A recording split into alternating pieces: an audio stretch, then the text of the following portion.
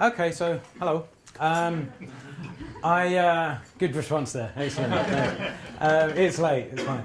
I just wanted to talk about the creative process, essentially. Now, there isn't kind of a definitive creative process. It's going to be different for everybody. So I'm not standing here saying, not being arrogant enough to say this is the correct way. I'm not saying it's the best way. I'm not even saying it's the right way, to be honest with you. But it's just how it's worked for me. I've been involved in a lot of different creative projects for quite a few years now.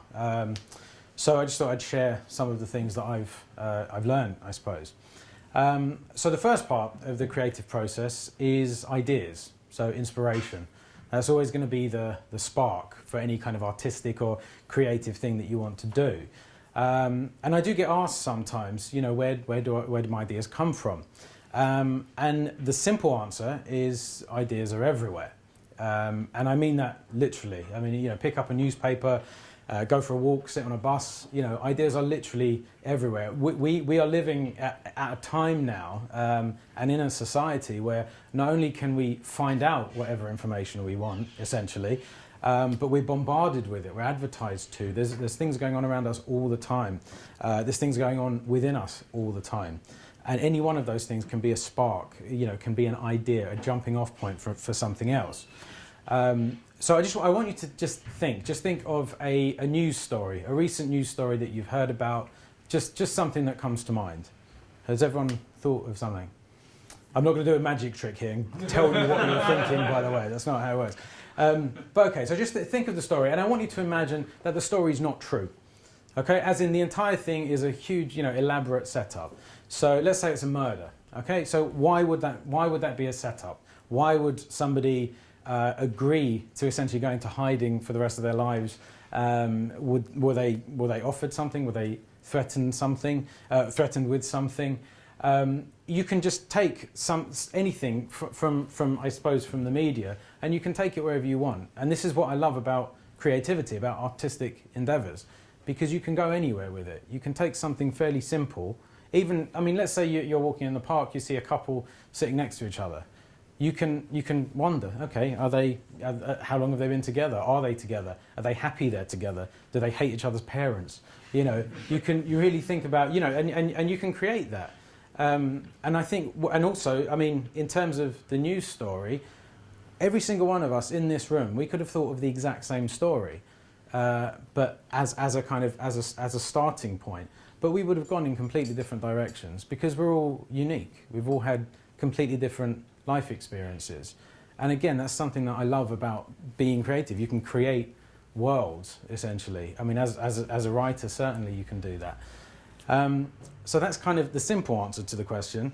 The more complicated answer, that leads me into the next stage of the creative process, which is choice. So choosing what you're going to do. Let's say that I'm right and there are millions of ideas around us all the time. We then need to choose one. Now there's this great quote by Stella Adler. She was a very, very famous acting teacher, very well respected. She taught people like Marlon Brando, Robert De Niro, so she was pretty good. She knew what she was doing. And she had this great quote. She said that in your choices lies your talent. Now I think that's amazing, and I think that's applicable to life. Let's forget about the creative process for a minute. I think that's applicable to life because our choices, in a very real way, are going to shape the rest of our lives. Now, I'm not suggesting, I'm not delusional. I'm not saying that we live in a vacuum, we live in a safe, static environment that's just waiting to accommodate our next choice. I don't, that's not life. That's not how it works. But at the same time, I don't think we can really underestimate the power of the choices that we make on the rest of our lives. Now, coming back to creativity, my first book, for instance, was a crime thriller, and it came out of my experiences as an actor and as a comedian. It came out of my disillusionment of the pursuit of fame, which I saw in other people and began to see in myself, and still see in myself. I'm not standing here talking to a room full of people because I don't like attention. So that's, and also it came out of my interest in forensic psychology. So taking all these things, what the story was actually about was a serial killer who kidnaps actresses, films them for 15 minutes, kills them, and then the 15 minutes that they're filmed for, they're famous for 15 minutes, essentially. It's not a comedy novel, just in case you're wondering. But given where the idea came from, I could have gone anywhere with that. And what determined where that book went was my choices, and not just my initial choice that, okay, this is what I want to do, but at every step of the way, you make different choices. Artists will tell you the same thing. Anyone in any, I mean, friends of mine write their own music and they'll tell you the same thing. It's not about making one choice. You make a certain choice, it takes you somewhere, and then at each step of the process, you can then go wherever you want with it. And this is the key thing, again, you can go wherever you want with it. And it's an incredible thing to do. So, okay, the next stage, the last stage, is commitment. And I see this stage as the marriage stage of the process, because ideas and inspiration, choices, that's basically the honeymoon period. Okay, that's when everyone's wearing the nicest clothes, everyone's smiling at each other, nobody's shouting at each other for leaving any toilet seats up, for instance. It's, you know, and it's only when you make that commitment, that's when you have to show up every day. That's when you have to work, even when you really don't feel like it, even when you really don't want to. That's when you have to decide, well, actually, this is what I want to do. This is what I want to do in spite of what it's going to cost me. I mean, the second book I wrote, I was working full-time. I was working 9 to 5, Monday to Friday. So I would get to work at 8:30 and I'd write for half an hour. Then I'd work. Then I'd allow myself 10 minutes for lunch, and I'd eat a sandwich and give myself indigestion.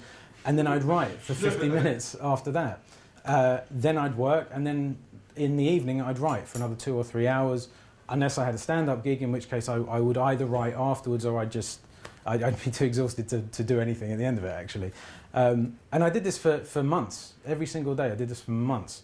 And this is what I mean by commitment. That was commitment for me. It's not going to be the same for everybody.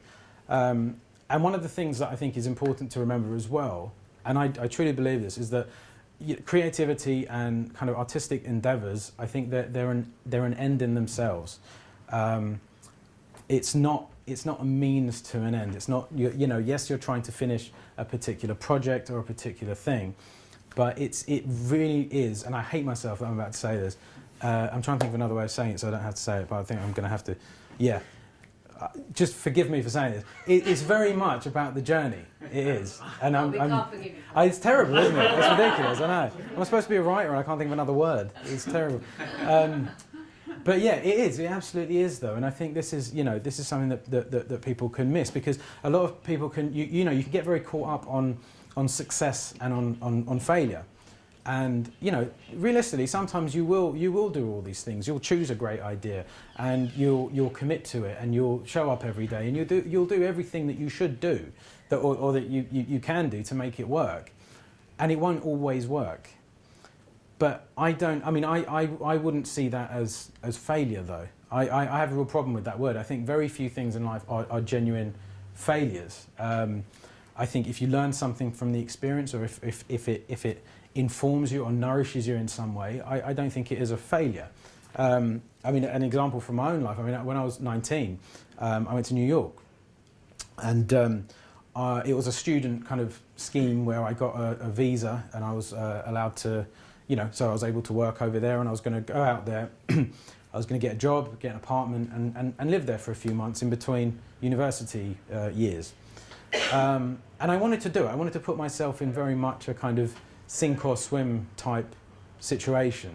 I wanted to force myself to actually have to do that. And it was strange, because I kind of, I went out there and I couldn't find a job and I couldn't find an apartment, and it didn't even dawn on me. Somebody told me, you should have sorted this out before you came out here, because that's what the rest of us did. And I didn't realize. I just thought I was going to turn up and it'll be great. I'll just hang out in New York for a bit.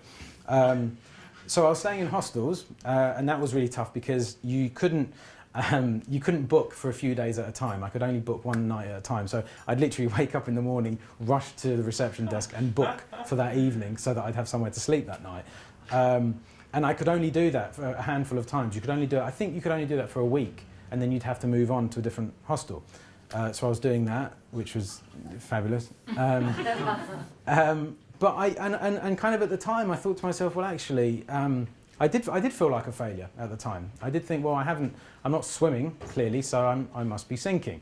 And it was only afterwards that I kind of realised, well, actually, that's one of the few times in my life when I was completely free. I mean, I literally was hanging out. I was speaking to people on the street. I was having experiences that I wouldn't have had otherwise. I was young and I was stupid enough to not be terrified of doing it, of going out by myself.